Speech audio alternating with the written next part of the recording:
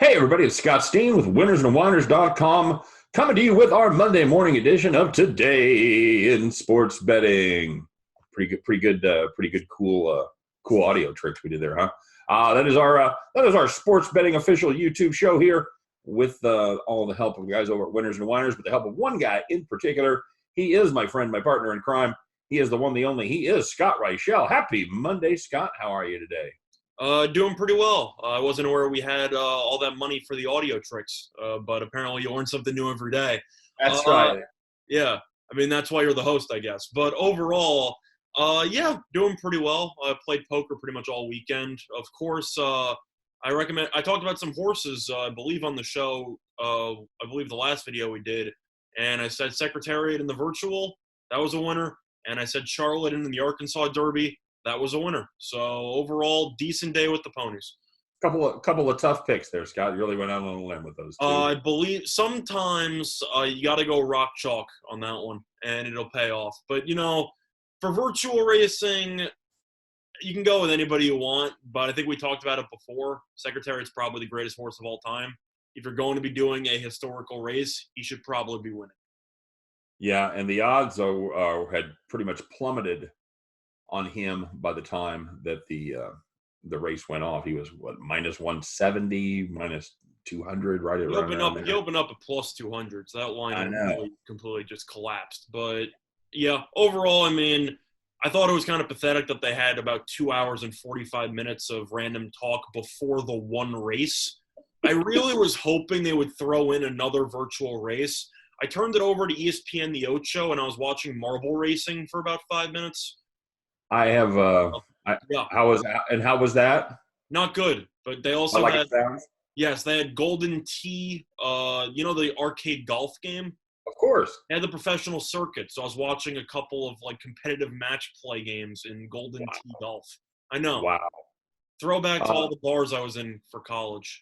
Although I'm not going to be any better, Scott. I taped the slippery stairs competition. I love the slippery stairs. It's phenomenal. Lawnmower racing and death diving.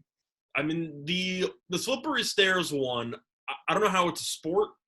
I don't know what to call it. But you have people in helmets falling down a massive set of stairs. That doesn't exactly seem like the safest idea for whatever. I know they're wearing a helmet.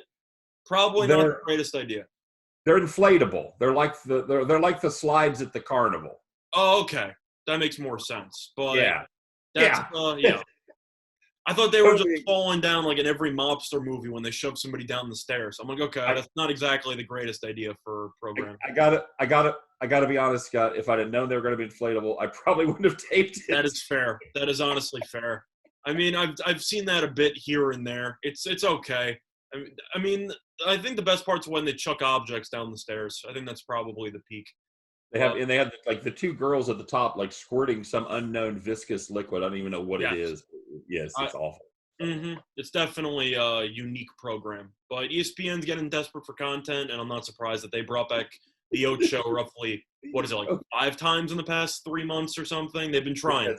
Did excellent. Mm-hmm. All right. So, hey, we got real sports perhaps on the horizon. Little news with the NFL, and we keep talking.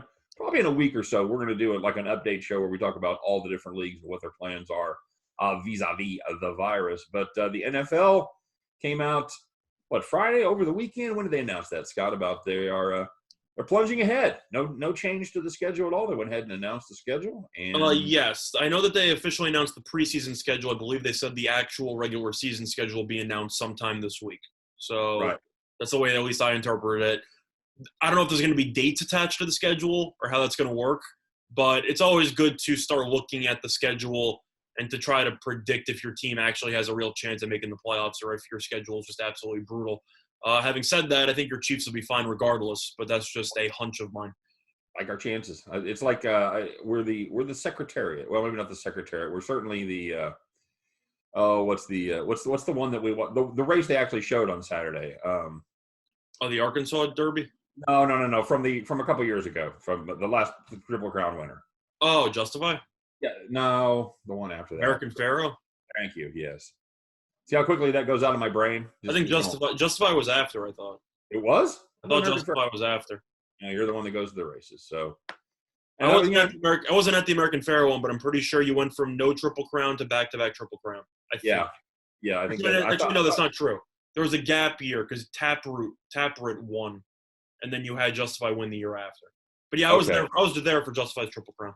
And then how far is it? Yeah. I was going to ask you, how far is it? Is Belmont like right up in the New York City area?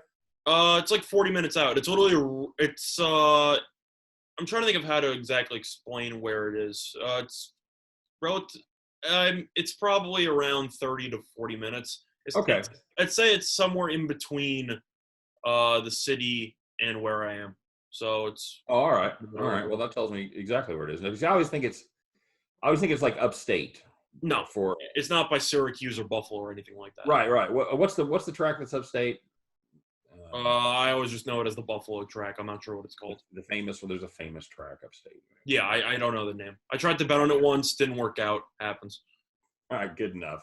All right, so today we're going to take a look, start our journey in the NFL running backs. Take a look at some of the totals.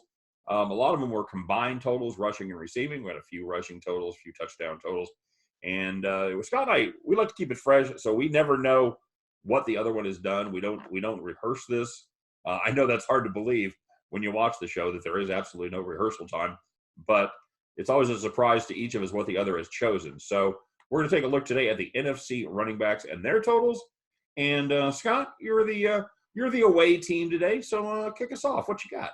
Well, first thing I was actually going to ask you is that DraftKings actually does not have a lot of different players for the rushing yards prop.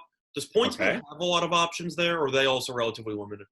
No, they had a fair number. They had a I would say of the 16 NFC teams, they probably had a rushing prop on 8 to 10, somewhere around there. So nice. Okay, so I got about 5 in the NFC. Okay. So we're gonna work from there. That's about what I got. Yeah. We'll see. But looking at the overall numbers here, let me see actually what I want to talk about first. There's a couple of options here. The first option that I'm actually going to be taking is going to be Dalvin Cook under. I know that sounds odd based on where he ended up with the season last year. For some reason, for me, I just feel like this number is low, and it seems like it's kind of a trap. And for that reason, I'm going to lean to the under there at 1160.5. Now, I know that he was on pace for a phenomenal season last year, and he had some injury issues late. And then they ended up having to resort to either Josh Boone or they had to also throw in Madison in the backfield. Right. For me, the issue I have there is that Stefanski, the offensive coordinator, was such a run-heavy scheme with the play action, and now he's gone. So there's a new system attached. Cook has had serious injury issues over the course of his career, and I wouldn't be surprised to see them limit his touches a bit more. Especially after having Cook in fantasy last year, I could tell Madison got a decent amount of touches. And of course, Cook was still the number one guy, but Boone emerged as a very solid potential starter. And I think the Vikings know that Cook needs to stay healthy if the team actually plans on making a potentially deep run because of how they need to pretty much guide Kirk Cousins with the running game. I wouldn't be surprised to see them try to resort more to a 2 or 3-headed monster. Cook last year, despite only playing in 14 games, had 1135, which makes you believe this number is extremely low, and it is if he plays 16. I just don't think he's going to play 16. So for that reason, I'm going to lean to the under, but I'm not going to play it personally. Now, did you have a rush only total with him? Yes, it was rushing yards only. I don't have the rushing receiving combo deal. Okay, what'd you have for rushing yards again? It was 1160.5. Okay. Yeah, it's funny. It's one of my bets. And I took it over, but I had it in a combo, and I've got him at 1550.5 combination. Of course, just to recap, last year played 14 games, 1135 rush, 519 on the receiving end. Now, the number that really stands out to me is his yards per catch, which was 9.8. Now, is that a bit of an outlier? You know what? Probably. That's probably not going to be repeated, but I do think it lends itself to the fact that Cousins recognizes him as a legitimate threat coming out of the backfield to catch the pass. So I'm gonna kind of hedge here with you, Scott. I'll probably say I don't hate your lean on the under, but I do think he's going to make up for it on the receiving side of the ball. I think somewhere in the 500 to 550 range again would not be out of the question for Dalvin Cook. I think I've got a slight lean to the over 1550.5 combined yards. 1,200 yards rushing, that does mean a lot of things go right. You kind of touched on it briefly with Stefanski. He loves that zone run scheme that they run up there in Minnesota, and he took that with him. So, yeah, we'll see what happens. But of course, on the other side, they did lose Stephon Diggs, so they may be counting on the run a little bit more. But I think I'm like you, I think they do want to get Madison some more touches. I think they really liked what he brought to the table there in Kuhn late in the season. So I'll go with you on your lean to the under on the rushing, but I am going to go the over 1550.5 on Dalvin Cook. Now, I've got one that I imagine you might be on board with as well, based on our conversations previously on this very show. I'm going to take a look at Todd Gurley and his new home there in Atlanta. They have a rushing only total on Todd Gurley at 950.5. No surprise, Scott. I like the under here quite a bit. They've also got a touchdown, a touchdown bet on him, and I'll talk about that in a minute. But Todd Gurley has just he's fallen off the cliff as far as his skills go. You and I have talked about it repeatedly. His knees are not the knees of a 26, 27-year-old man. I think they're the knees of a 50-year-old guy who spends a lot of time on the couch. And I don't think Gurley has the stamina nor the legs to go for 1,000 yards. I love the under 950.5. He put up 857 last year in 15 games, averaged just 3.8 yards per carry. I don't see that getting any better. Scott, your thoughts? Yeah, I agree. I'm kind of calling an audible, though, since DraftKings doesn't have many lines available. I'm switching over to Fox Bet. Fox Bet has the line at 924.5. What was the line you said, 950? 950.5. Yes. I got to lean to the under there. I mean, simply put, I understand the idea of Atlanta, potentially, whether it's to sell tickets or just get a local kid who went to Georgia and was a college legend and get him back in the fold in Atlanta, to try to spark up some interest. I think it's all pretty much for show. I really just don't think Gurley's the guy. I understand if you want to make the argument, well, maybe he can piece it together if Atlanta was winning a decent amount of games because the game flow might dictate more touches. I don't see how you can give Gurley roughly 20 touches or more in a game. I just don't think it's possible with his knees. So I don't really see a lot of high volume. And B, it depends on what you think about the Vikings. I'm a little bit lukewarm on the Vikings. I don't think they're going to be winning a ton of games in dominant fashion in the second half, where they're just going to be forced to run the ball the entire time. Falcons, you mean? What did I say? Vikings. Yeah, sorry. Yes, the Falcons. Right. Yeah, it's all good. I just wanted to make sure. So for that reason, I see Gurley having maximum 17 touches a game. You would think so, yeah. And with one fully functional knee, I think he's going to end up somewhere in the 700s. Probably one of my favorite plays on the board. Yeah, I agree. But the thing about it is, on the other side, Atlanta doesn't really have any backs on the roster. They've got Brian Hill, and Brian Hill carried 323 yards last year. Pass catcher Ito Smith somewhere in the backfield over there. They got Ito Smith, and they got Audrey Olison, 22 carries, 50 yards last season. So they don't really have a great plan B, which is kind of a reason that I'm going to lean over 9.5 touchdowns. I think he's going to be their option inside the 5, and even as bad of a year as he had last year for the Rams, he still had 12 touchdowns as far as rushing touchdowns go. So I think there's a much better shot this goes over. That, to me, is going to be a small lean. I doubt I will play it. I will definitely play the under on the rushing yards. Any thoughts on the touchdowns? Am I barking up the wrong tree here, or is he just completely done in all facets of the game? I think it definitely makes sense from a goal line perspective because you just listed the other running backs. You're not exactly going to be running goal line sets with Ito Smith at the right line. It's not exactly ideal. Now, the one issue you have there, if you do take the over in rushing touchdowns, is what happens if Gurley gets injured again.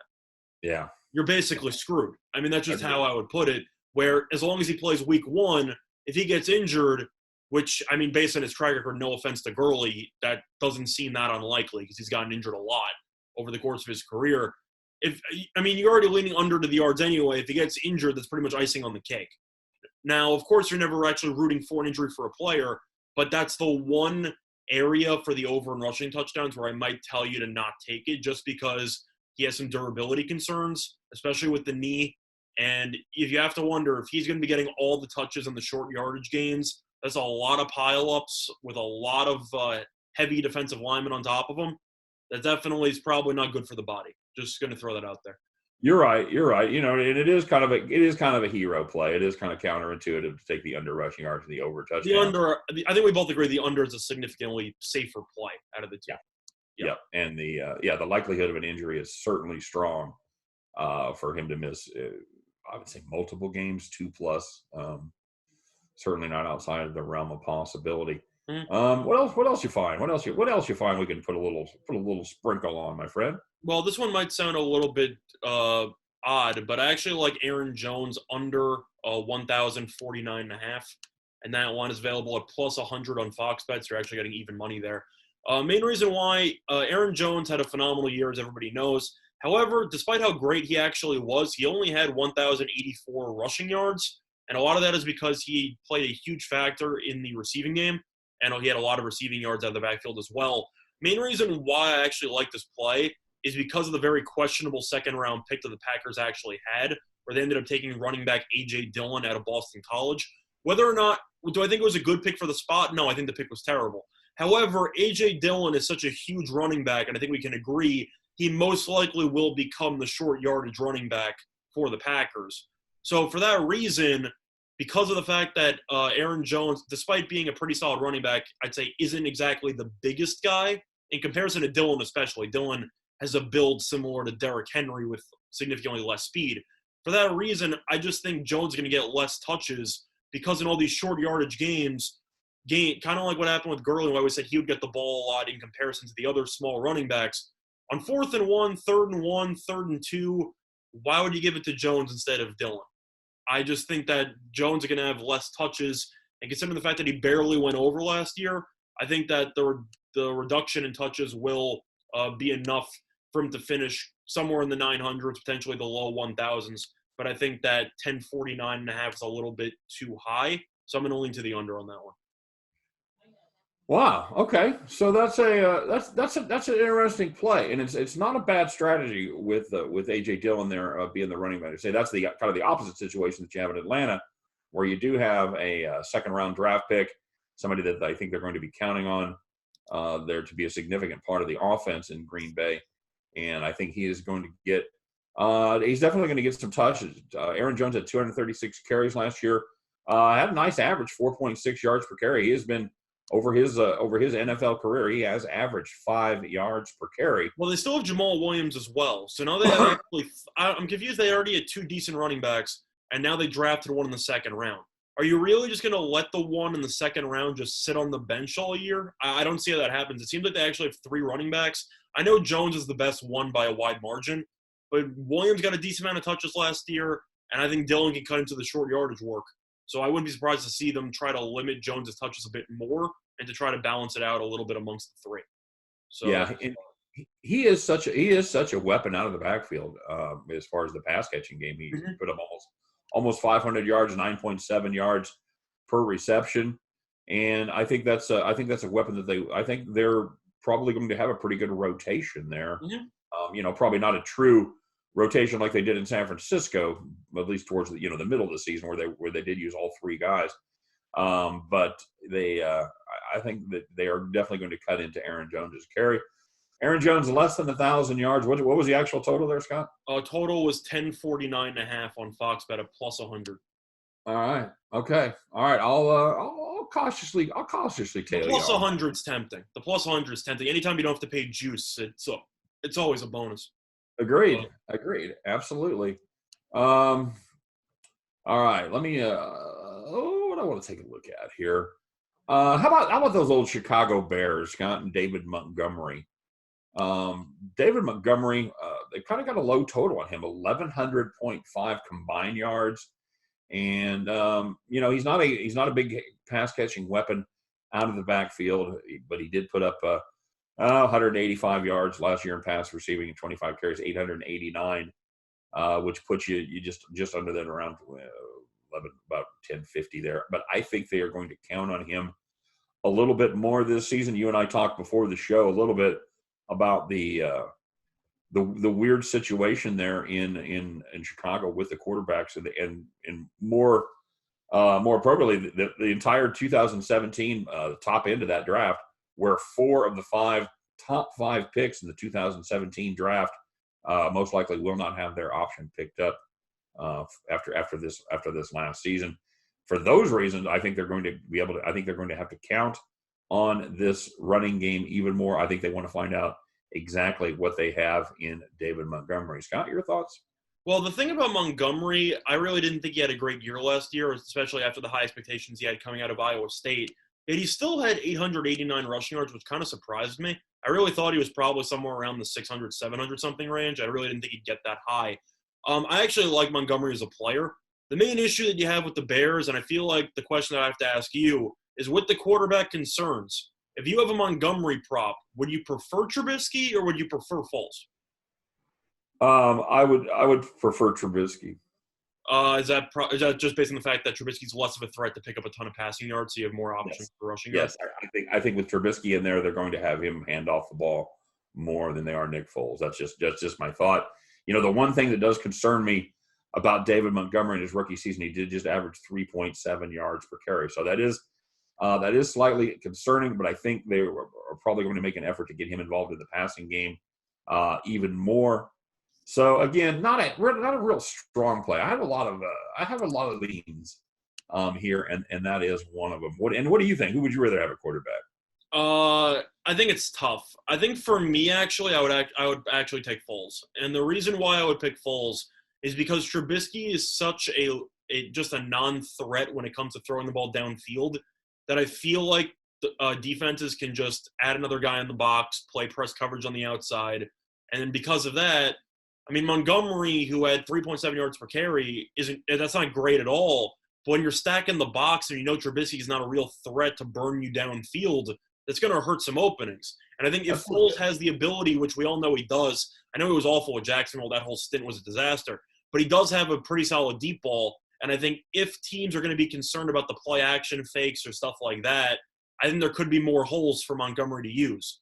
Plus, you also have to worry about game flow. I think the Bears are going to be more likely to be winning games late with Foles at quarterback than Trubisky. So for game flow perspective, I do think that would help Montgomery out. In terms of this number, I'm not going to touch it because I don't really want anything to do with the Bears offense.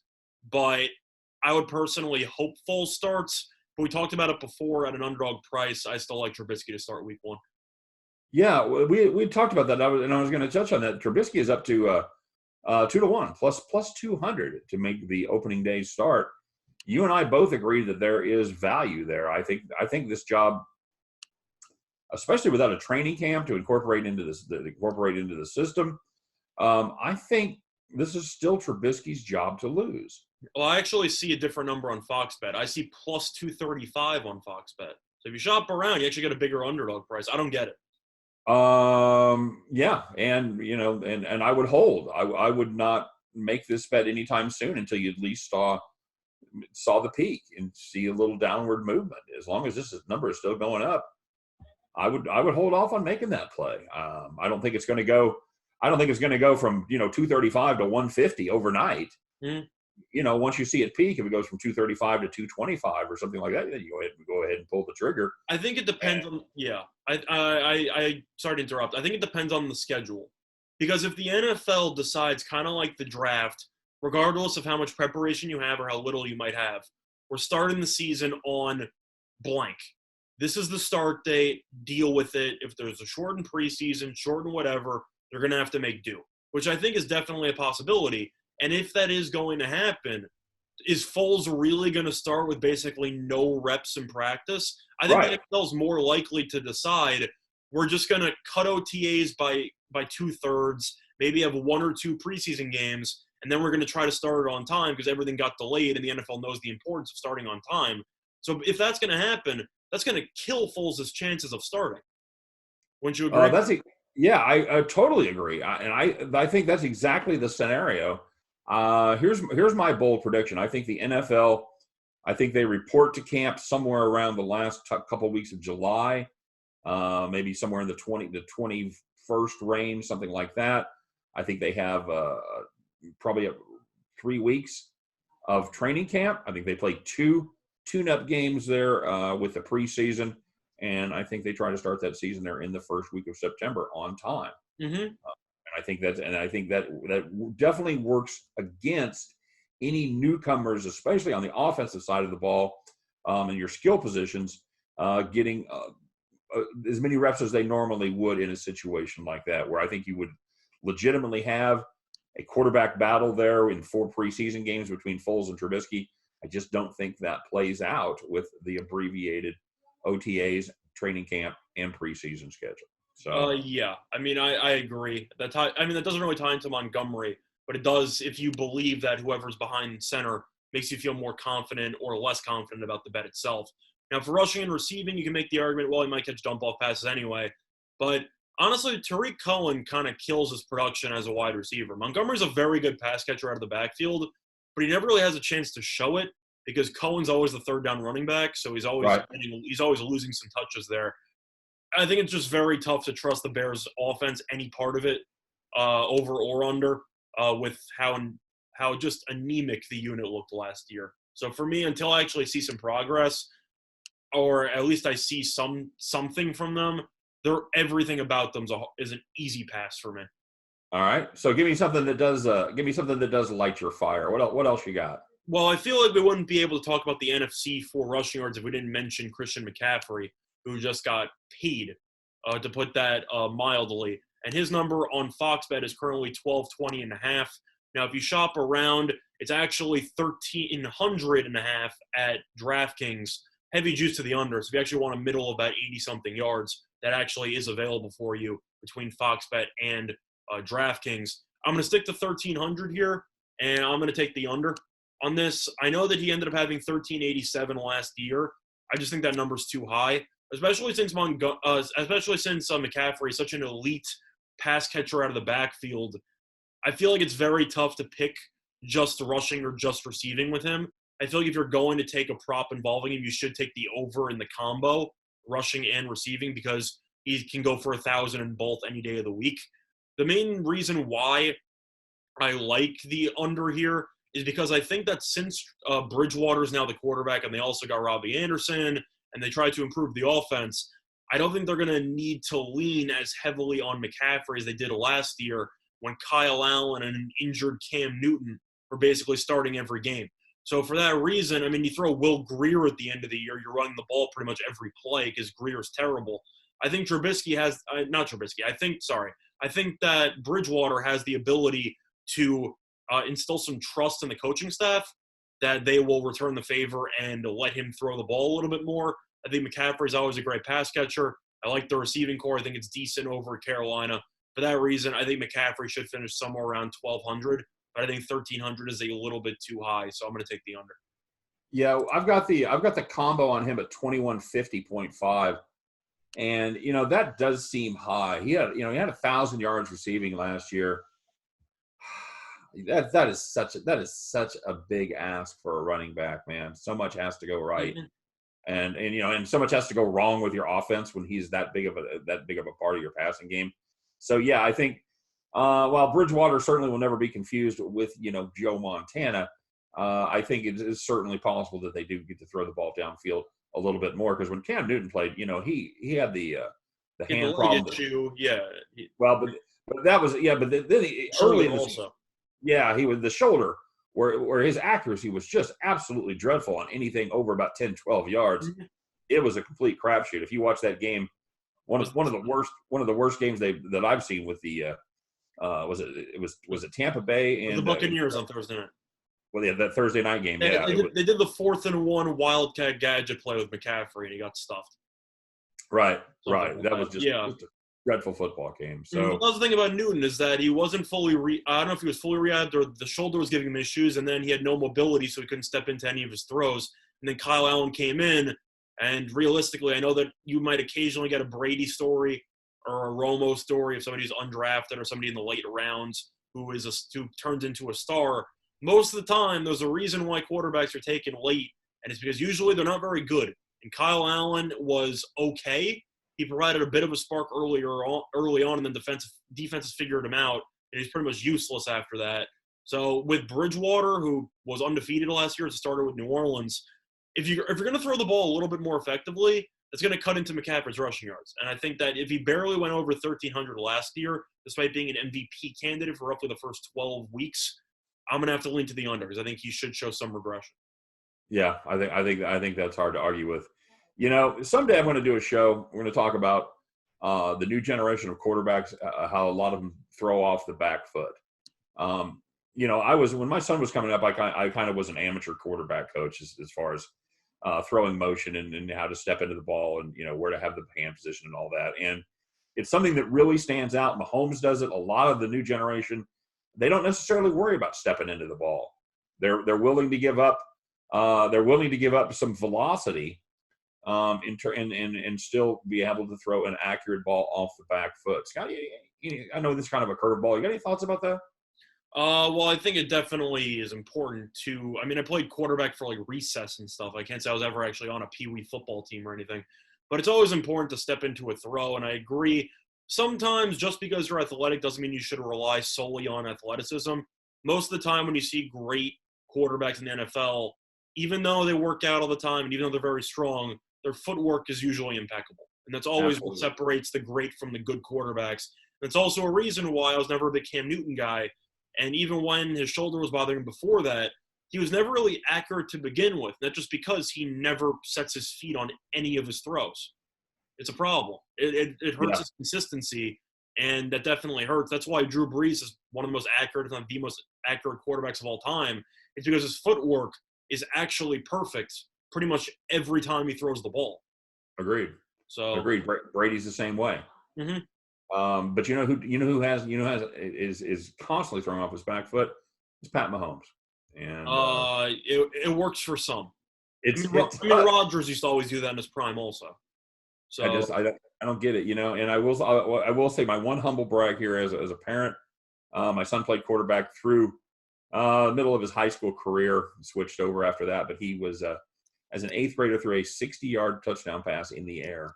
Nice. I was there and saw it. So but he stopped growing. He had the same growth pattern that I did. He was a very tall kid and stopped growing about 7th or 8th grade and ended up being like me about 5'10" or so.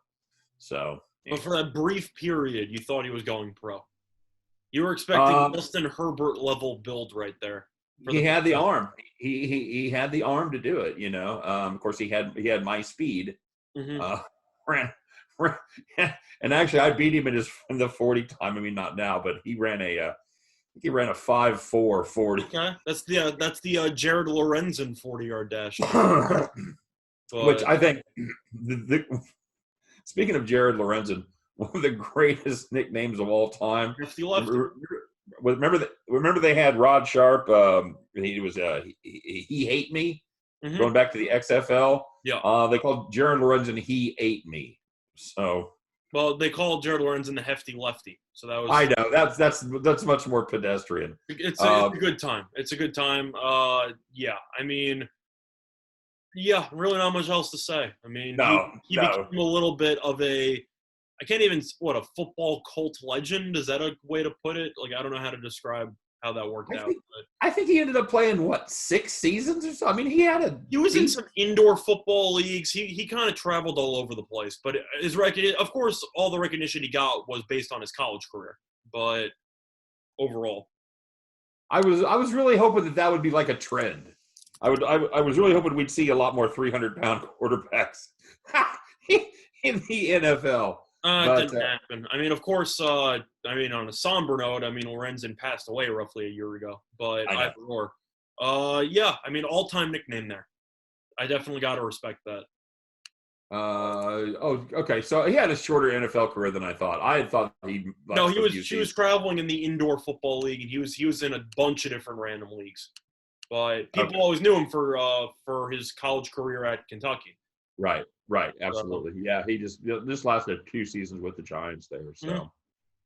All right, where are we at? My turn, your turn. Where it is your turn. I talked about McCaffrey.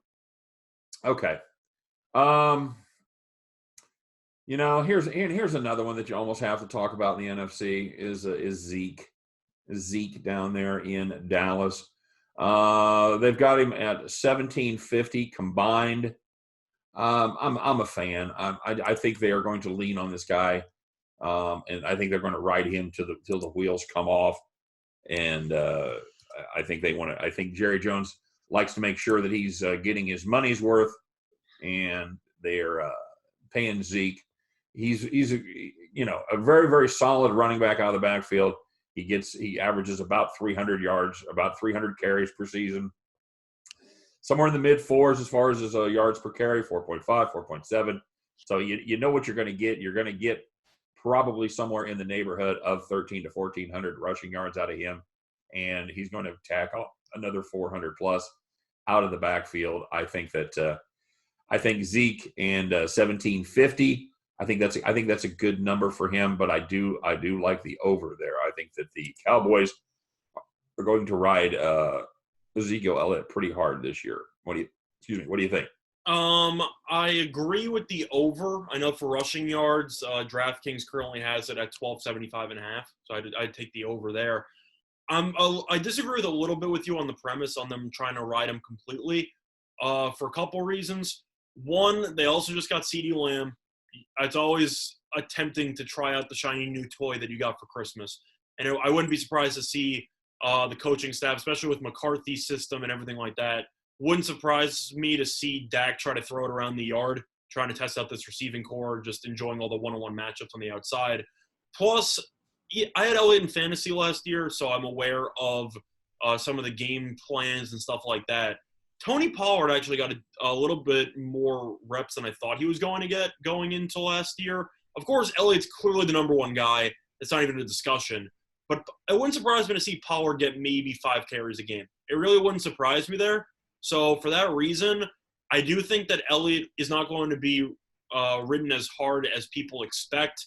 Having said that, he still had 1375. He had 1357 last year. The number's at 1275. Cowboys should be winning a decent amount of games. On paper, I know the defense is terrible, but their offense is still really good. They should be in a lot of games. For that reason, I'm going to lean to the over. I think Elliott should go for 1350 again, give or take. Yeah, and they still play in the NFC East. So, there's going to be probably a lot of times where they're going to be running the ball significantly in the second half, to be sure. Mm-hmm. I love that take as well. All right. So we kind of split there on the combined. I just don't know. Again, I come back to this abbreviated off season about how much these rookies are going to be incorporated into the system, especially some of the wide receivers where you have to learn as far as the routes go, and a lot of these guys are kind of lazy route runners when they come out of college. We'll see. I know CeeDee Lamb is a pretty good route runner as far as the guys go, but I don't know. We'll see. I would maybe we'll take a look at CeeDee Lamb props here later in the week. Spoiler alert as we get closer to our wide receivers. And you got anybody else that stands out for you? Yes. Sticking with the NFC East, I'm actually going to be looking at Miles Sanders here. And the number on Sanders on Fox Bet is 925.5. I love the over. I think he should go for over 1,000. Simply put, last year he ended up rushing for 818. However, he wasn't a starter for a decent portion of the year, and the Eagles' backfield was relatively cluttered. This year, we talked about with Gurley and how they didn't really have any other bigger running backs. If you want to talk about the Eagles' depth chart, really not great. You got Boston Scott, who's a pass catcher, pretty much exclusive. He's kind of Darren Sproles Jr. on that team. You got Corey Clement, who's also a pass catcher, not really the greatest running back out of my Wisconsin Badgers. And then you have Elijah Holyfield from Georgia, who really wasn't that great. And for that reason, Sanders, if he could stay healthy, I think he's going to have a really good year. And you saw how good he was. He kind of put himself back into the Offensive Rookie of the Year race because of how good he was down the stretch in roughly November, December. So since he's going into the season as a clear number one guy, I know the Eagles have a decent amount of quality receivers, despite the addition of Rieger when they probably should have gotten Jefferson. Either or, Jeffrey's going to be back. Deshaun Jackson's going to be back. I think there should be a decent amount of holes for him to run through with the inability of defenses to sack the box. The offensive line for Philly is also above average usually most years. I think Sanders should go for over 1,000. For that reason, I'll take the over. I like that. This is going to be a team that is not going to wow you. This is going to be a team that is going to try to play ball control offense and let their defense kind of do the job there as far as the Eagles go. I don't think they're going to be involved in a lot of high scoring games. I think they are going to be running the ball a lot. You're right. And Sanders in his rookie season averaged 4.6 yards per carry, and a lot of that time they knew that they were going to be leading on the running game because they were so decimated by injuries in their receiving corps. So I think that number, I think it can only go up. I don't see any scenario where Miles Sanders averages under 4.6 yards per carry, which is what he did last year. And I think they're going to get this kid easily 250 yards, 250 carries. I don't see any way he's not the main back there in Philly. I like that play quite a bit, Scott. That's good. That's a good play. I have my moments. That's solid.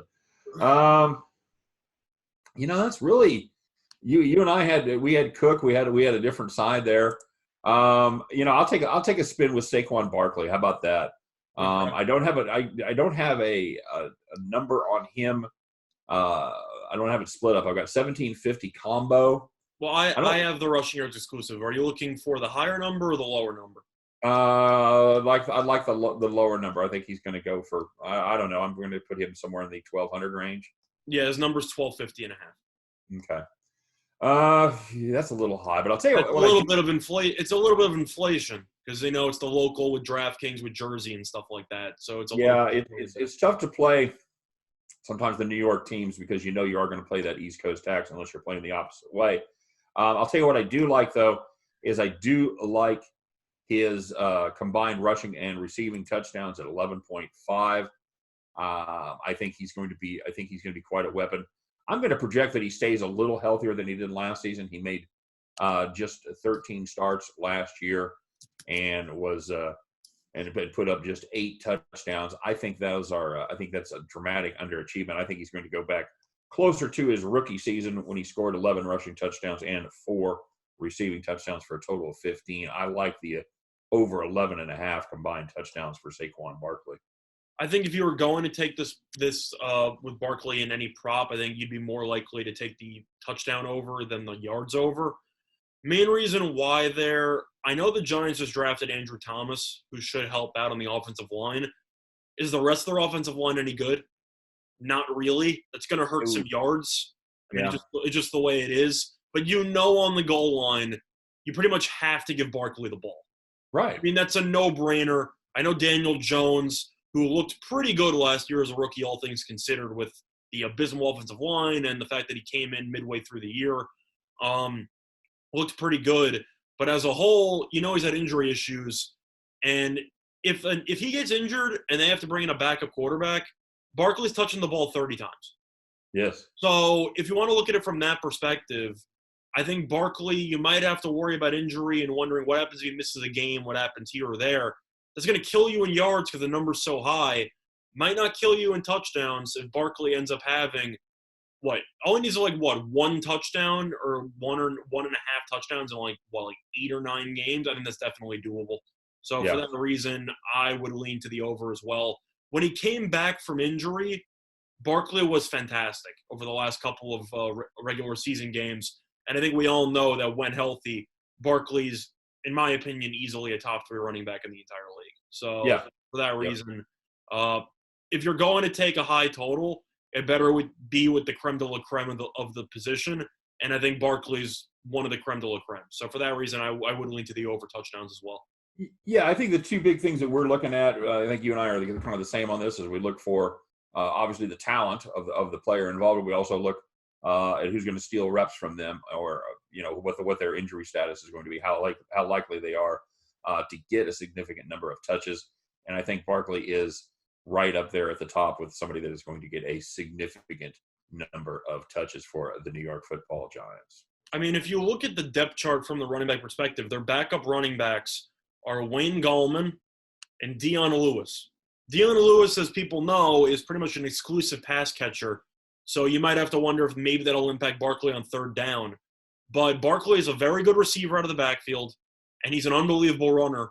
So from first and second down, and most of the time third down, besides third and long, Barkley's going to be on the field.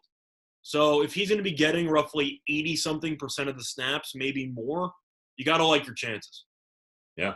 So, yeah, I agree with you on Barkley there. I think if you're looking for a Barkley prop that might pay some dividends, potentially Barkley to lead the league in rushing, maybe. I mean, you're going to have to go up against Chubb and Derrick Henry, of course, which is always a tough one. Depending on the price, I mean, you might have to shop around, but if you find a number that you like there, I don't know what that number would be for you, Scott, that you'd be looking for value. I think if you wanted something to root for Barkley and you wanted something where you kind of wanted a pretty solid plus money return, I think that's an interesting angle to take.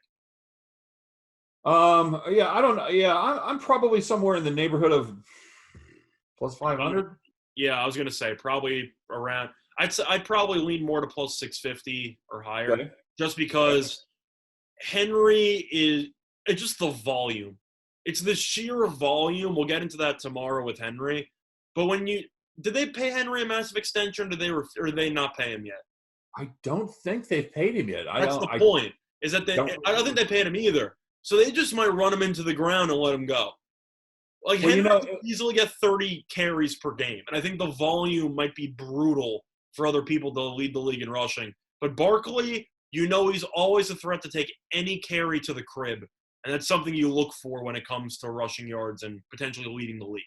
So that's my thoughts on that. Yeah, and you're also betting on health a little bit about who can stay healthiest as far as the top running backs go. So that's another factor. I mean, yeah, we'll touch on Henry a little bit more tomorrow. But I remember there was a stat when the Chiefs were running Larry Johnson into the ground about 10 years ago, and there was a stat about once a player had over 300 rushing attempts in a season, that they just fell off the cliff as far as and Derrick Henry did go for 303 last year.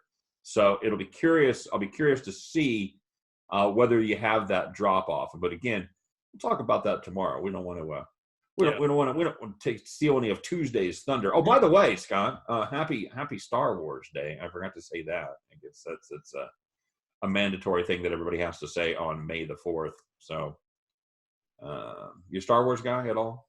I've saw the first one. I think I might have saw maybe one or another one somewhere in the middle. I understand that for the time period where it came out, how important it was.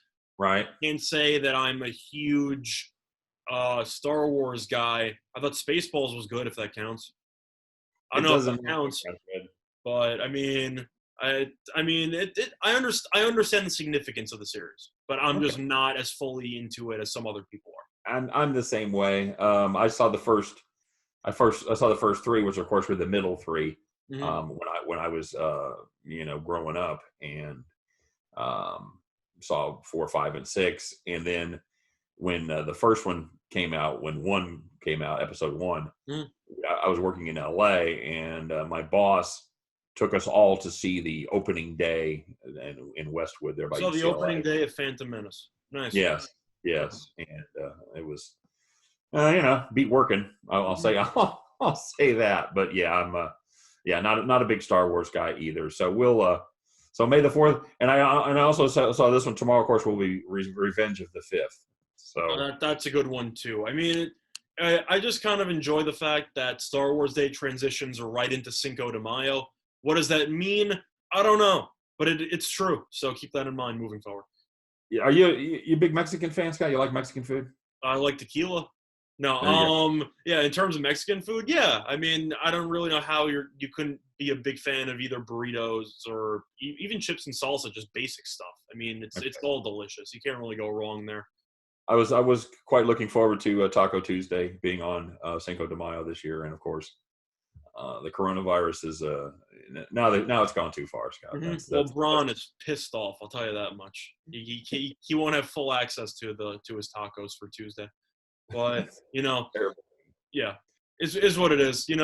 I can't say I actually celebrate Cinco de Mayo, and I'm curious how Corona the beer's sales will be for this Cinco de Mayo, probably the lowest of all time. But down a little bit. A little bit here and there. But I don't really plan on celebrating either holiday, if you can call Star Wars Day a holiday. But I'll probably crack open a cold one tomorrow. For me hombres over there. Outstanding. Pour one out for the homies. Yep. Tequila is one thing I can't drink. It was my first drunk when I was a kid. I looking for clear liquor out of the parents' liquor cabinet as they went out one night, and drank tequila and 7-Up. Okay. And alternated it with vodka and 7-Up. Okay. I like your style. Oh my God, dude! I was just so horribly, horribly drunk, hungover for 2 days. I was, about 15, 16 years old, and I've never been able to drink tequila since then. Can't smell it, can't drink it. So I miss out because I know tequila. Everybody loves tequila. Everybody loves doing the margaritas and the shots of tequila. You can't do it. The best song to sing at a karaoke bar is Tequila. I wanted to say the Pee Wee Herman song, but yes, it is the Pee Wee Herman song. Yes, the best song for karaoke. You got one word, and then you just get to dance around like an idiot for about. Do you know who that is? I don't know who that is. I want to say it's the Trashmen, but that's not right. That's the ones who do the bird. Yeah, the bird is the word. No, I can't say that I really know who that's by, but that's a completely separate segue. But yes. You're right. Yeah, we kind of go stream of consciousness here for the last 15 minutes of this show. Yeah. All right. So you got anybody else you're excited? I know you started this off. I don't want to make you have to finish up and do an uneven amount. Did you have anybody else that you're super excited about? Because I don't. Not really. In the NFC, no, I feel like we kind of went through all the main guys. In terms of rookies, I don't really see any props available. You have to wonder about touches and stuff like that. But I don't really see many starting opportunities for some of the rookie running backs that were taken. I mean, I'm trying to think of all the running backs who went early. Taylor, Swift, and Hilaire all went to AFC teams. I'm sorry, did you say Taylor Swift? Yes, I did say that. I actually made a post about that on Twitter where I ranked my power ratings for running backs, and I said Taylor Swift greater than Taylor, greater than Swift. That was my post that I put for the I might have gotten one like on that, but I patted myself on the shoulder because I thought it was funny at the time.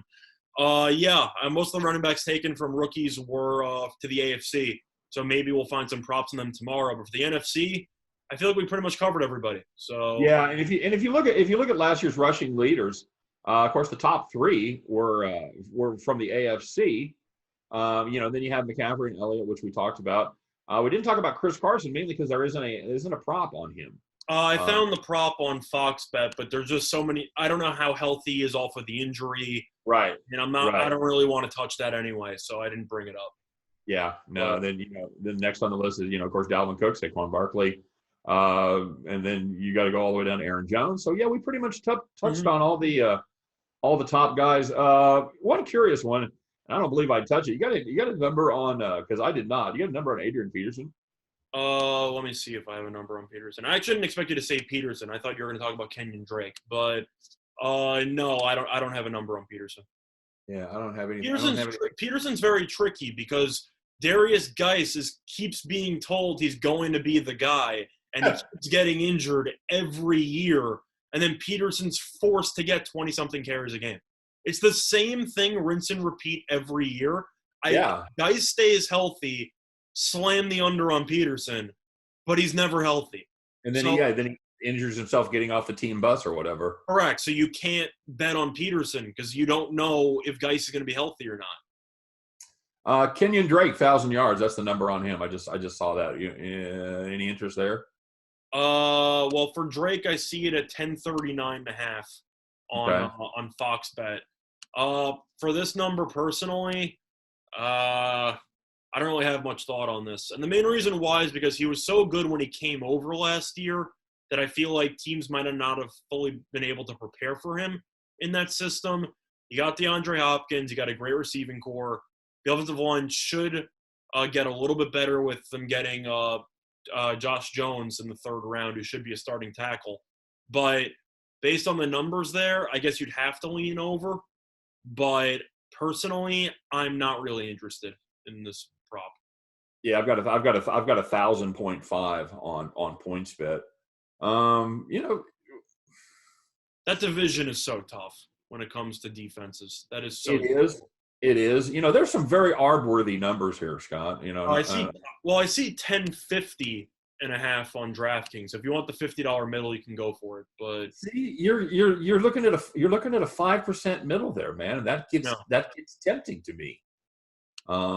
You're gonna pay a little juice. That's how it works on ARB, but you just got to hit 1 out of 10 if you're getting into minus 110 each side.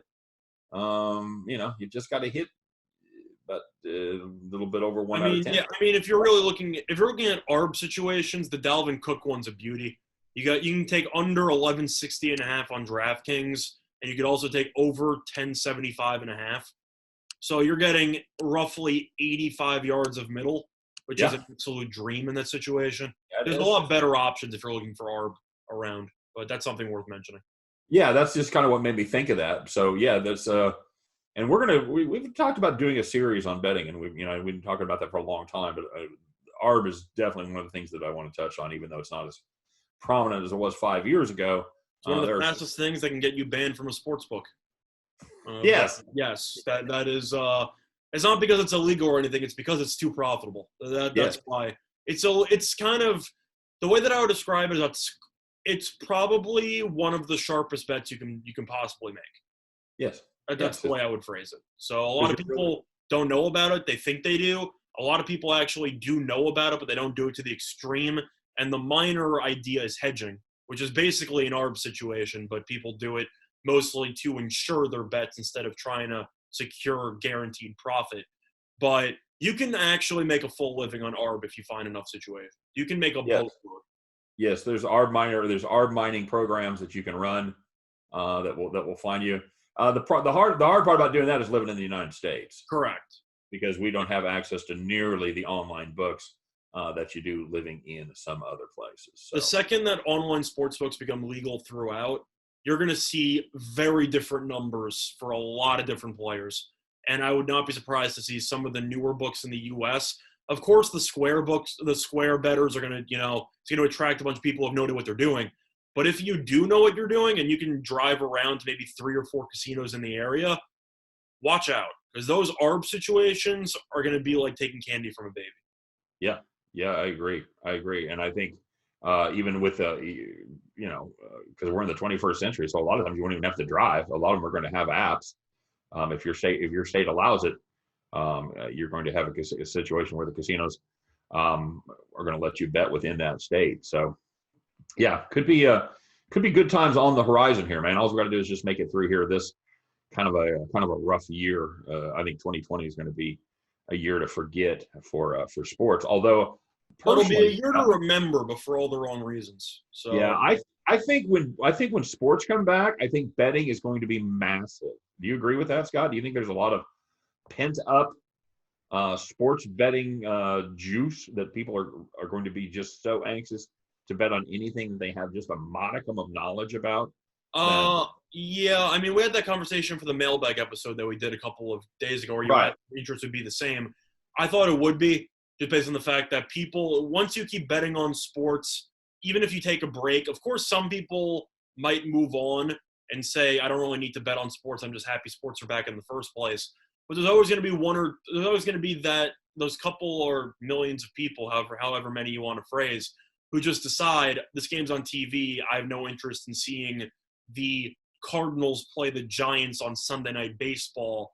I got to throw something in for a player prop. You're always going to have those people, plus some other people might see value or see some lines. And as sports betting becomes more and more legalized, more people are just going to do it because now it was taboo and it's not, and people are going to think it's cool. So I think it's going to attract a lot of people. So I really don't think – we saw Vegas was down, 73%? Yeah. Last month? I think it's going to go through the roof. As soon as the bans are lifted and everything like that, I've had to delay a Vegas trip for a couple months at this point. I'm going back to Vegas as soon as I can. So was Was it astounding to you that it was only off 75%? The number did hit me, and I thought of what they were betting. Right. I wasn't sure if there was an esports market. I don't know if that includes horses or if that's a completely separate, department for sports betting. I don't know. Draft and table tennis. Does that include horses, or is that a separate? I don't know. That's a good question. That's a good question. If it does include horses, I got to assume 25% of that is horses. Yeah, that would be right. my guess. All but right. I don't know. Anyway. All right. Well, we had a little fun today. We talked about a little NFC, and that's definitely not a lot of the marquee backs. We'll talk about the marquee backs tomorrow. Should be a fun day as we go over our props and futures for the AFC running backs.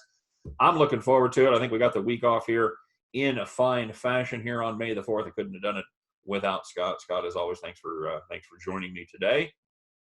Yeah, it's always fun to talk football. Try to at least hope that things will turn back to normal at some point. Well, we got a lot of stuff coming up this week. We do. We got a smorgasbord of pretty much everything. I know that we're going to be talking about running back props. We alluded to wide receiver props. I know we also got a UFC 249 show planned. We also got some WWE stuff planned as well. Money in the Bank. Yeah, and then we got the coronavirus update stuff. So, we're trying to provide everybody with a lot of diversity when it comes to sports betting stuff. And hopefully all of you have been enjoying the content. Let us know in the comment section or just simply like the video below if you like what you've been seeing. Yep, pretty much what he said. I totally agree. We couldn't do it without you guys, and we're looking forward to being back at full strength. But in the meantime, we'll be coming to you every day. We're talking about today in sports betting for everybody over there at winnersandwhiners.com and our sister site, statsalt.com. And, of course, I would be remiss if I don't mention all the great content every single day over at Winners and Whiners. They've shifted gears, of course. We're not writing about the NBA playoffs. We're not writing about MLB, but we are writing about the sports that are available and some interesting human interest stories as well. So make sure you stop by at least once a day. Check out all the great content over at winnersandwhiners.com and statsalt.com as well. For myself, for Scott Reichel, for all of us here at the Winners and Whiners team, we appreciate you guys stopping by and joining us. Please check us out tomorrow. Follow us on Facebook. Follow us on Twitter. All that good stuff. We'll be back tomorrow talking AFC or running backs. Until then, you guys take care. And you know what I say. Stay healthy. Stay well. Stay home. We will get through it together. And eventually, we'll be right back betting on those sports. All right. You guys have a great day. And we'll see you tomorrow. Take care.